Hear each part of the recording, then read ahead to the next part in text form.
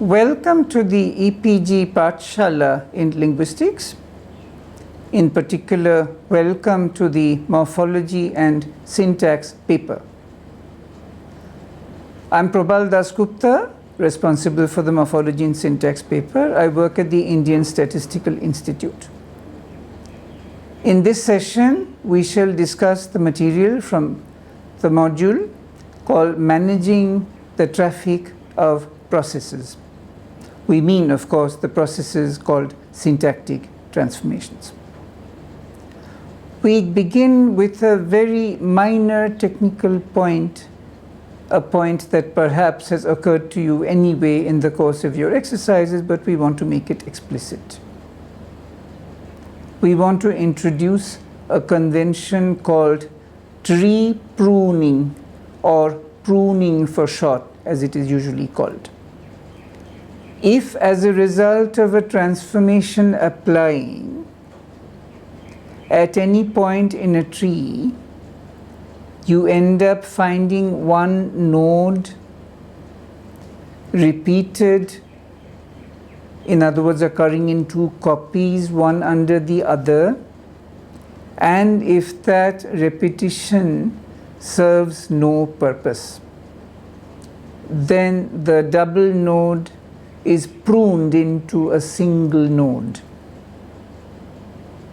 For example, if you consider the output of the transformation called particle movement, the transformation that takes an English verb particle construction and moves the particle to the right, before you began your work, the tree had a V node. Under the V there was V and particle, and under the V there was wrote, and under the particle there was down, for example, and wrote down the examples. Now when you have shifted down away, taking the particle away from this part of the tree which said V, V, PRT, leaves you with V dominating just V, and that second V dominating wrote. It is a bit silly to repeat the statement that wrote is a verb. Look at the tree and try to understand what is being said. If I write V and then wrote under the word V, under the element V, that says wrote is a verb. If I write V twice, then you're saying wrote is a verb, wrote is a verb. It makes no sense to repeat the statement that wrote is a verb. So obviously those two occurrences of V will have to be pruned into a single occurrence. That is what is called pruning. This is a relatively minor convention, but as you can see, it is part of traffic management. It is part of handling the way transformations are applied and the way we manage the consequences of applying transformations. Another aspect of traffic management is deciding which transformation can apply when, in what sequence or what order the transformations apply to a particular tree. That is where it becomes necessary to introduce the concepts of intrinsic ordering and extrinsic ordering. When you look at phrase structure rules, S goes to NP VP, NP goes to det N, VP goes to VNP, etc. You never find it necessary to ask, excuse me, which of these rules applies first and which one applies second. Why? Because there is a feeding relation among phrase structure rules. Some of them feed the others. For example, when you have S goes to NP VP and then VP goes to VNP, what you say here about NP, that NP goes to det N, that applies twice because NP appears twice in the boy kicked the ball, for example. In terms of the relation between rules, the VP goes to VNP rule feeds the rule NP goes to det N. What do we mean by feeding? We mean that the number of outputs for the rule NP goes to det n increases because of the application of the rule VP goes to VNP. VP goes to VNP donates one more NP for the rule NP goes to det n to apply to. That is called the feeding relation between two rules, where one rule feeds the other by donating extra input for that second rule. Phrase structure rules can feed each other. They can never snatch away potential input from another rule. They can never bleed another rule. Bleeding is the relation of snatching away potential input from the mouth of another rule. The difference between phrase structure rules and transformations is that transformations sometimes feed each other and sometimes bleed each other. And you have to be concerned with whether they are bleeding each other. In the case of phrase structure rules, there is no way for a phrase structure rule to take away input from another phrase structure rule. That is how they are made. The way they are made, there is no occasion for them to bleed each other. Let us consider actual examples in the case of transformations. In the sentence, whose surface structure is control yourself, won't you? We start the derivation with the deep structure, XU, X will, XOX, control yourself. We then apply primary anaphore licensing or bound anaphore licensing. The result of that is the output, the intermediate output. XU, X will, control yourself, because remember that transformation deletes XOX. After that, tag question formation applies, which gives you XU, X will, control yourself, won't you? Finally, imperative deletion applies to give you the surface structure, control yourself, won't you? Look at the order in which these rules applied. Bound anaphore licensing, tag question formation, imperative deletion. If you did not apply them in that order, for example, if you try to do imperative deletion before tag question formation, it would be impossible to get the tag question, won't you? Because the X will and the XU would have disappeared through imperative deletion. And tag question formation would not have had the right input to be able to echo the auxiliary and the subject of the original structure. It would not find a subject, it would not find an auxiliary. If that were to happen, we would have said imperative deletion has bled tag question formation. Imagine a variety of English in which tag question formation only applies to indicative sentences, never to imperatives.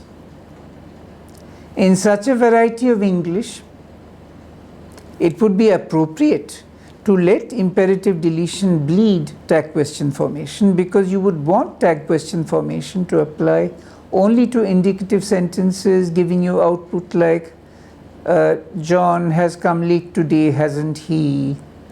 Mary hasn't arrived, has she? Those would be acceptable. But shut the door, won't you, would be unacceptable, because in such a variety of English, it would be a law that imperatives never have tag questions. However, in real life English, imperatives do take tag questions, which means that it's necessary for tag question formation to feed imperative deletion. There is a case where bleeding actually does occur among the rules that we have discussed so far.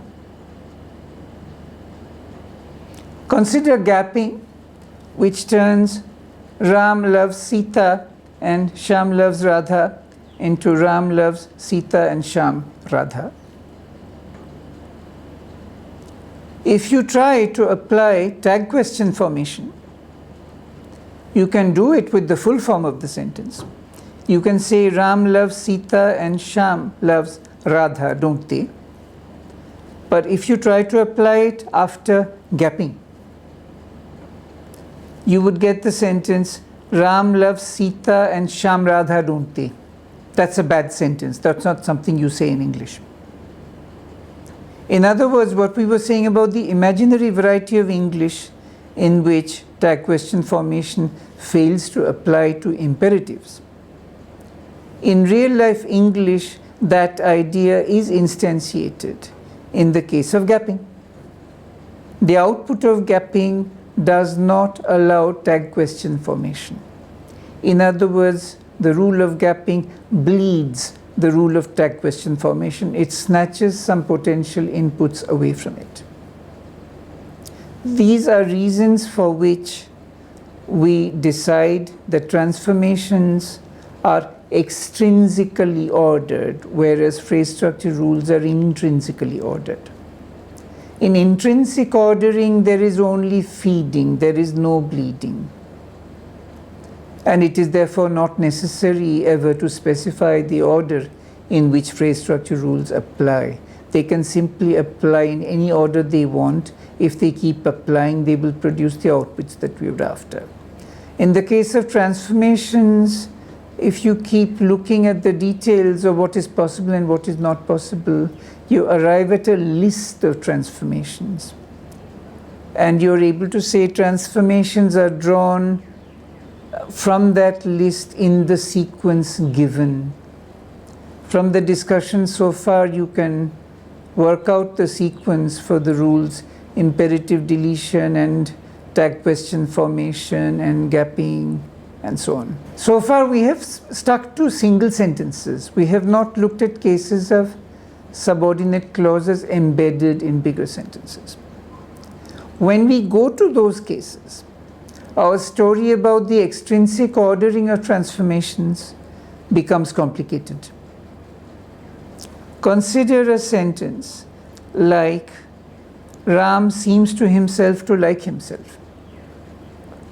The deep structure for that looks very outlandish if you're not used to generative syntax. The deep structure is delta aux x aux seems to himself, open a sentence boundary, Ram to x aux like himself. Bound anaphor licensing applies to the lower sentence, the one which is embedded. It gives you delta aux x aux seems to himself, lower sentence, Ram to like himself. This is now ready for raising to subject. So Ram moves from the lower sentence subject position to the upper sentence subject position like this, raising to subject. You now get Ram aux x aux seems to himself to like himself. After that, bound anaphor licensing applies again, this time to the higher sentence. The output becomes Ram aux seems to himself to like himself. Why you need the aux becomes clear in a later module. You will get to know where the agreement between aux and Ram becomes important. Our point is that in this sequence which we repeat for you, bound anaphor licensing on the lower S, raising to subject from the lower to the higher S, bound anaphor licensing on the higher S. We did not follow the convention that we were just talking about, where transformations are taken from a fixed sequence. We did bound anaphor licensing, then raising to subject, then bound anaphor licensing, breaking the rhythm. The solution to this puzzle is to say there is a fixed list. It doesn't change at all, but the list goes through the lowest sentence first, then you go to the next higher sentence and start from the beginning of the list and do the whole list again. Then you go to the next higher sentence and so on until you reach the top of the tree. In other words, you have a cycle. All the transformations first apply on the lowest cycle, then the next cycle, then the next cycle, until you reach the highest cycle of what is called the root sentence. The top S of the entire tree is called the root sentence because we imagine the tree as having its roots in the sky and its leaves on the ground. It's an upside down tree, if you think about it. That's why the top S is called the root node. So that's the root cycle, and there are these other cycles underneath. This is called the principle of the transformational cycle, or the cyclic principle. For the purposes of our discussion here, we are assuming that S, or sentence, is the only cyclic node, that you're going to cycle through the sentences. As we indicated in our preceding module, for some purposes the term circle applies only to sentences. For other purposes, you need to be more accurate and say all S's and some NP's are circles. Likewise, for the concept of cyclic node, you will find that sometimes an NP is a cyclic node. We don't have to give you examples.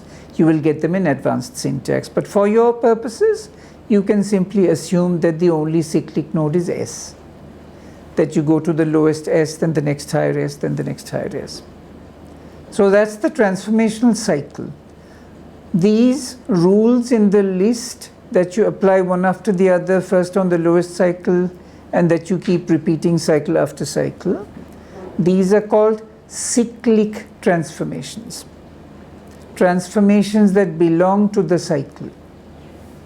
In a later module in this paper, we will teach you about other transformations that do not belong to the cycle, that are not repeated S after S after S. Those are called the root transformations. They apply only to the root sentence. They do not apply downstairs at all. That is not the subject matter of this particular module. We are mentioning this only to tell you why we are labeling these transformations in the fixed sequence as being cyclic transformations. Some transformations are cyclic, other transformations are root transformations. That is why we label these as cyclic. Nearly everything you have studied so far is a cyclic transformation. We will not tell you which ones are root transformations. You will find out in due course. If you're really curious, you can test all the transformations you have studied so far and see if one or two of them apply only in root sentences. Then you will discover it for yourself. And it does not have to be a secret that we divulge afterwards. You can crack the secret yourself. It's a free country. In the e-text, we spend some time explaining how the principle of the cycle can be tightened further into what is called the strict cycle principle. In order to explain how the strict cycle principle works, we ask you to imagine a language Oenglish in which an interjection oink, when it is introduced, produces some bizarre effects in the rest of the sentence. In the earlier module, we had proposed an index removal convention. That convention proposed that once a transformation has finished its work, if it has done any work with referential indices on the nodes, at the end of the application of the transformation, you can remove those indices because they have done their work. We have just seen an example where that version of the index removal convention becomes invalid. What is the example? We looked at a sentence like John seems to himself to like himself, where we found that bound anaphor licensing has to apply twice, once on the lower S cycle, once on the higher S cycle, with raising to subject sandwiched between them. Now there is a problem for the index removal convention. Imagine that the index removal convention applies indeed in the format in which we proposed it last time. In that case, on the lower S cycle, after the bound anaphor licensing transformation has applied, the index of the noun phrase Ram will be removed because it is no longer needed. Ram then undergoes raising to subject and migrates from the lower subject to the higher subject position. Then in the higher S, you try to apply bound anaphor licensing again. Alas, you will not be able to apply it because the structural description of bound anaphor licensing looks for an index on RAM. Remember, you have removed the index through the index removal convention. So the structural description is not going to be met, and alas, bound anaphor licensing will not apply to the higher S, and the sentence is going to crash. That is not what you want. You want to be able to derive Ram seems to himself to like himself. Therefore, Ram has to retain its index as it moves from the lower to the higher cycle. How can you do this? How can you tweak the index removal convention in such a way that all the indices get removed but not so early that they mess up later processes? The proposal we are going to work with is that when a transformation has finished applying, it will mark each index in the tree as volatile. It will say this index is marked for demolition. I am happy with it. It has served its purpose. It has done exactly what I wanted it to do, but now I don't want to look at it again. Bye. We make a distinction between a volatile index which has been marked for demolition and actual removal of the index, which gets rid of it completely. The advantage of this method is that you are able to exclude the derivations that you wanted to exclude, like Ram shaved himself without the XOX monitoring the whole thing. And at the same time, the index doesn't get removed prematurely in the cases where the index is required again on a higher cycle.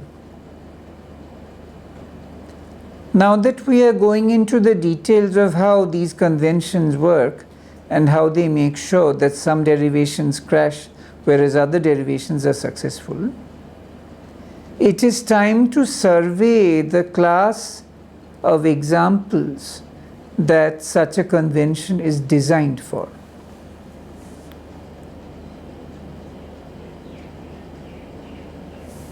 There are 4 types of derivation that we want to filter out.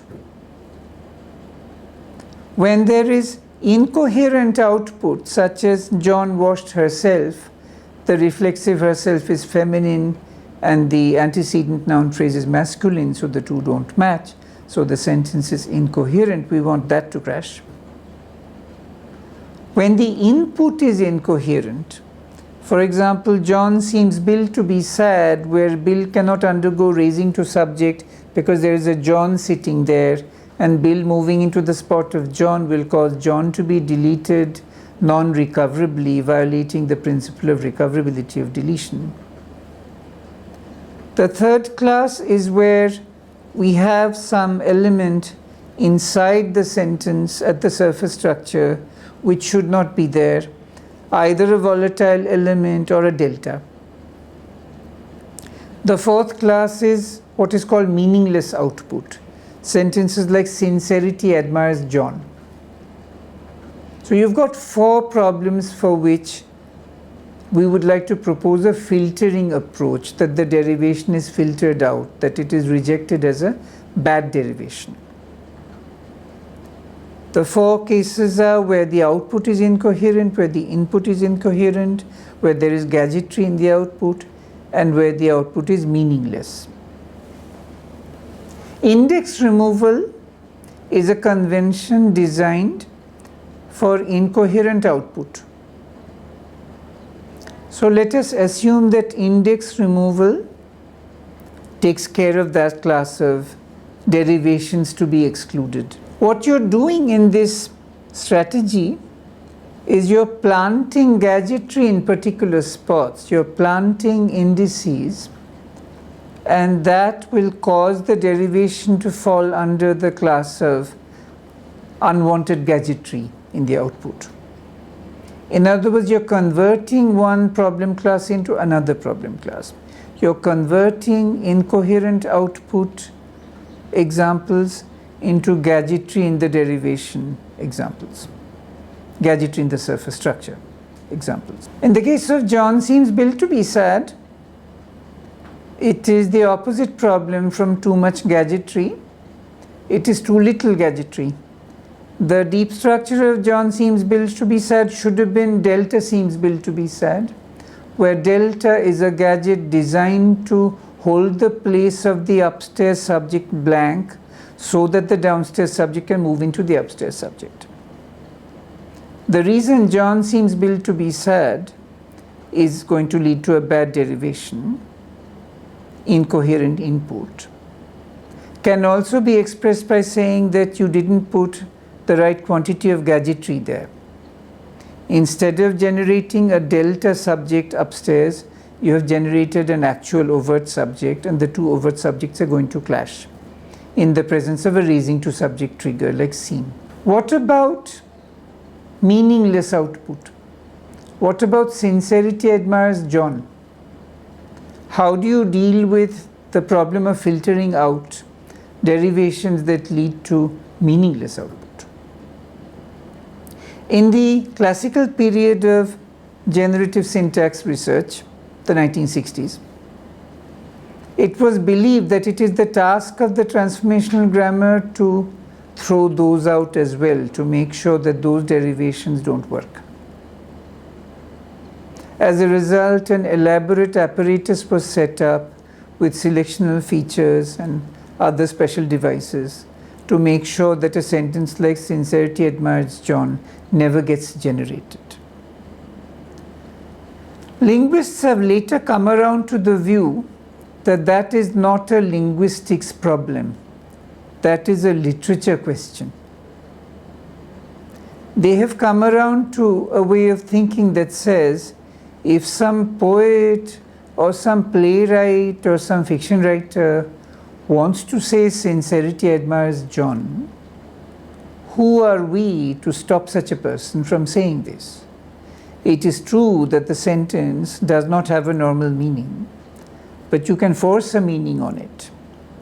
Suppose there are these little boys and girls who admire John, and these little boys and girls are sincere. And in order to make a metaphorical point, instead of saying these little children admire John, suppose a person says, sincerity admires John. Who are we to stop such a person from expressing the thought in that fashion?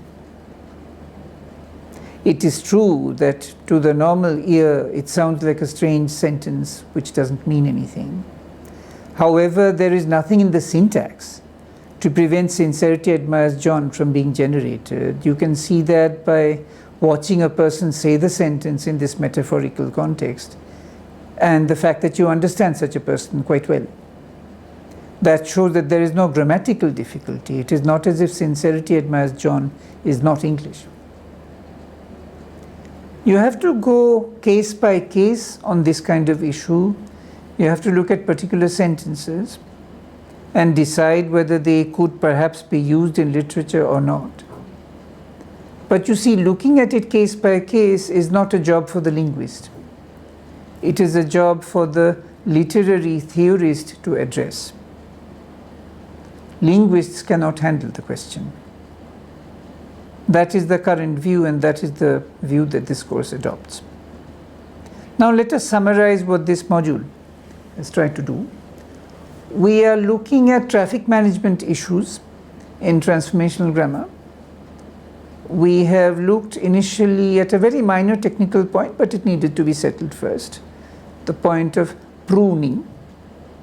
Then we looked at the ordering of rules and pointed out that phrase structure rules are intrinsically ordered because they can only feed each other, whereas transformations are capable, formally capable of either feeding or bleeding each other, therefore they need to be extrinsically ordered. We initially gave you the idea that there is a fixed sequence of transformations in the kind of list, and that you take the transformations from that list following the sequence given. Then we showed you that this doesn't work when there are cases of embedding and the same transformation applies once to a lower sentence and once to a higher sentence, which led us to say, fine, let there be a cycle, let there be a principle that this list of transformations applies to the lowest S in the entire structure first, then to the next higher S, then to the next higher S, all the way to the root of the sentence. We then informed you that not all transformations take part in the cycle. The ones that do are called cyclic transformations. And we informed you that there are some other transformations applying only to the root, which are called root transformations. After going through the discussion of the cycle, we pointed out that now that there is a cycle, we need to change the index removal convention slightly, and we showed you in detail how it needs to be changed.